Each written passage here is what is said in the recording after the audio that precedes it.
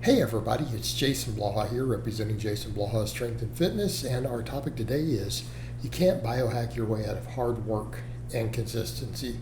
If you guys would though, please remember to click like down below. If you aren't subscribed or following, please do so, and if you'd be kind enough to drop me a comment down below also, I would greatly appreciate that. But let's get over to the topic. Hard work, biohacking. Look, here's the thing. I see this all the time. And people act like evidence-based people are all utilizing science. That's also fascinating too, because I find the entire evidence-based community largely does the same thing biohackers do.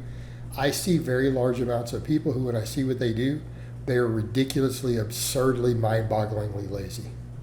That is almost a descriptor of most guys who call themselves evidence-based influencers. It's a reason they're still small and weak. They're lazy as F. Lazy AF. And there's tons of them. I see them with advanced degrees and stuff, and it's like, you're lazy, lazy, lazy. And that's how I describe them. And, and it's the same with biohackers. They're always looking for, well, if I just do this, I can bypass the hard work. Or they're looking for some small advantage through hypothetical, unproven pathways in the body. And it's just this fascinating thing, because no one wants to realize diet and exercise really will resolve a lot of these issues, right? So many problems that we have, health issues, other issues that we have, just literally diet and exercise, hard training, will get you through those. And I mean, I hate to say it, but look at even the data on cancer. Cancer alone, the meta-analysis on it a number of years back determined that depending upon the cancer type, because cancer is not just one disease, anywhere between 70 to 90% of cancer cases were lifestyle induced. Meaning, had a person simply lived a different lifestyle, they would have never gotten the cancer. Okay? Purely lifestyle. And that's the vast majority. Obviously, that means there are exceptions. But let that one sink in. Type 2 diabetes is 100% lifestyle induced. Okay? Let us be clear on that. You could literally diet and exercise yourself to zero chance of ever developing type 2 diabetes. Okay? Right? In fact, if highly refined foods didn't exist, there wouldn't be a single case of type 2 diabetes anywhere in the world. It's purely a man-made creation. Okay? So, again, everyone wants to biohack their way around things. We want to use to reduce cancers. It's like, have you tried not eating junk food? Cutting out all the recreational drugs and alcohol, lifting weights, doing cardio? Have you tried that? Why don't you do that? But, again, that's work. And it's the same in the gym. People are always looking for something because they just don't want to work hard. They really and truly seem to think, if I just find this right angle, if I just find the right combination of exercises, I can just not train hard. And I can just actually just come over and just do this isolation stuff. And not lift heavy, not progressively overload, not take any sets close to failure and it'll be fine. It's not how it works. Literally, the only biohack in that case is going to work is drugs, more and more and more drugs. And I think people don't understand how many drugs a lot of these bodybuilders who really train like garbage use to get away with their garbage training. Okay. Again, I think people would be shocked. It's not just, oh, they use a few steroids. Yeah, no. Ridiculous amounts sometimes. Like your mind would be blown how many times a week they're injecting themselves and how many pills they're consuming.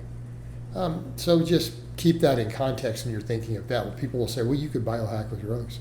Like when you start doing the math and you realize that there are bodybuilders who you're thinking of, oh yeah, well, he's clearly on some roids. Might do upwards of 50 to 100 injections a week of different substances, subcutaneous, intermuscular. Okay.